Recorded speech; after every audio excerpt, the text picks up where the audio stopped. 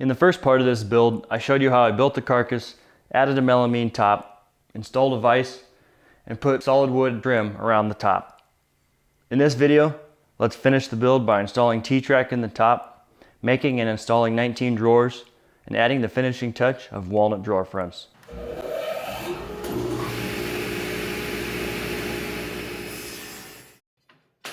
To install T-track into the work surface, I first set the width of my dado jig by dropping in a piece of track and locking it down at that width. I then set the depth of cut by placing my router on the jig and plunging it down until it contacted the bench top. A piece of T-track can then be used to set the plunge stop to match the thickness of the track. I installed one run of track parallel to each long edge of the bench and two runs perpendicular to the vise face. I'm using this T-track from Clear Style Tools that I purchased on Amazon. I went with this because it was reasonably priced, and most importantly, it's black to match the top.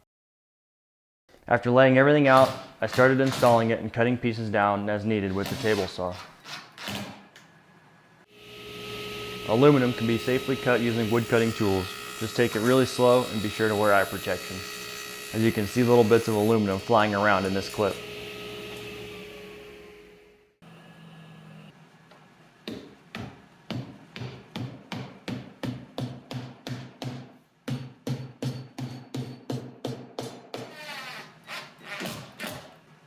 Clear Style Tools sells corner kits, but I didn't buy enough of them, so I had to cut a few to finish out all 4 corners that I needed.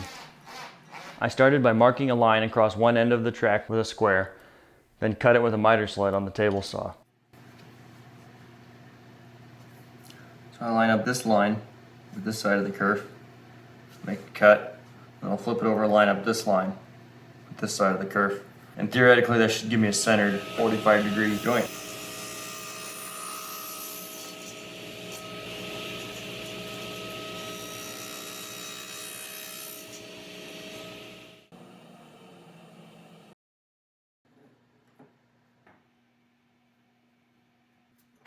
I have to say, having this track in the bench top has come in handy many times since I completed this install, and I'm very glad I decided to do it. One last step on the top is to cut 2 slots that match the miter slots in my table saw, so I can use a sled that will slide into those slots. I again use the dado jig to set that up and make those cuts.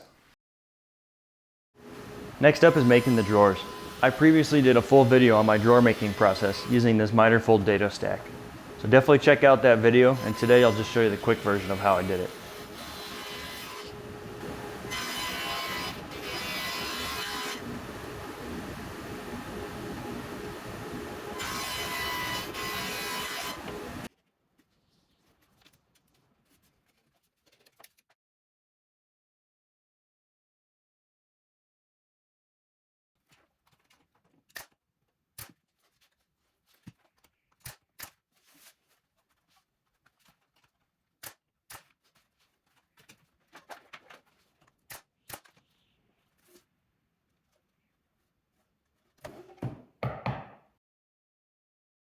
I have all the drawer boxes constructed and glued up now, and I'm ready to put some finish on. I've decided to use a water-based polyurethane from General Finishes to finish these. Here's one of the drawers that I've already finished. So this has 2 coats of the poly on it. It's not a cabinet grade finish, but it's going to provide some protection against glue spills or any product that might spill on these drawers, and hopefully allow them to last a long time.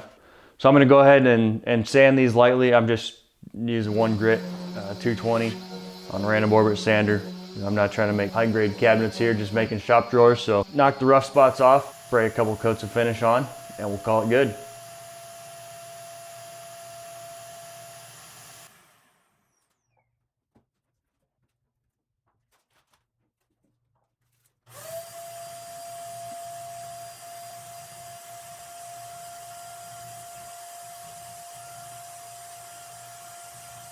I've got all the drawers built and I'm ready to start installing them. I'm using these centerline self-closing 18-inch slides, standard side mount drawer slide. To keep it simple, I'm going to mount mine flush with the bottom of the drawer. So to do that, I pull out the slide, use a piece of scrap, reference that the front of the slide so it's flush with the front of the cabinet. Then I'll drill a couple holes and drive screws in. Then I can take the cabinet side of the slide off, and then I'll show you how I'm going to mount those in the cabinet.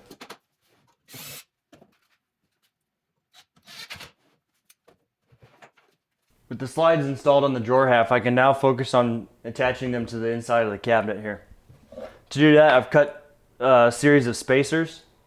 That way I can just set the slide right on top of that spacer and attach it. Then once this one's attached, I take the top spacer off, attach the next one, etc. until I get down to the bottom. I set the front of my slide back just about 1/16 of an inch, and then I'll go ahead and attach it.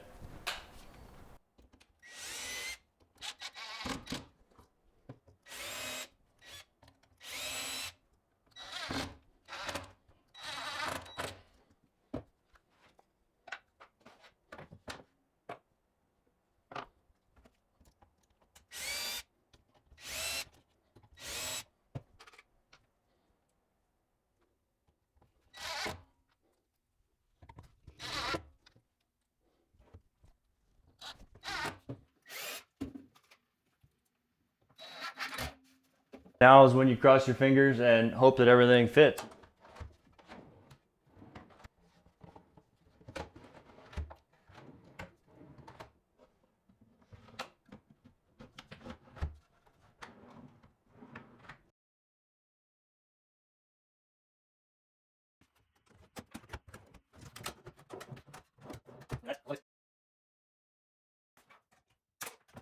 With all the drawers installed, I now will make the 2 vertical pullouts.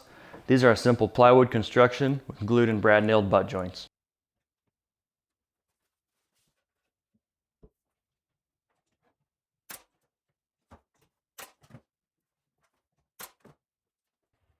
Well, it's only been a couple months, but it's finally time to make some drawer fronts for the drawers on this workbench. For now, that's going to be the last thing that I do. There's plenty of work left to do to organize drawers and make tool holders, etc. But I'm going to keep making projects and not working on my shop.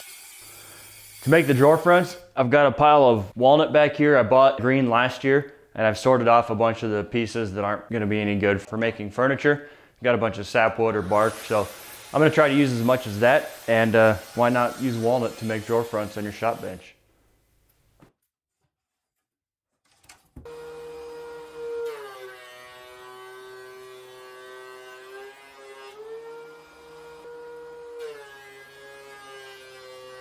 To make all these drawer fronts, it was a matter of a lot of measuring to get all the sizes dialed in, milling and cutting all the parts.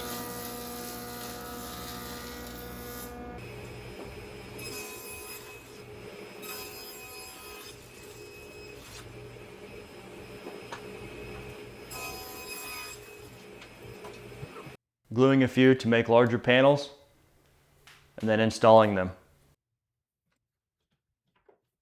All right, I have all the drawer fronts cut to size, and now it's time to start installing them.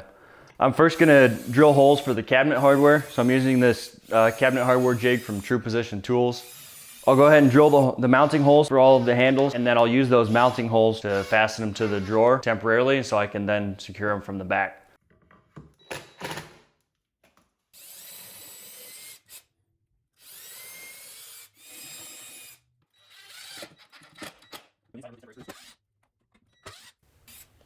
Man, at this point, construction is complete. I've got all the drawer fronts on, I've got handles on.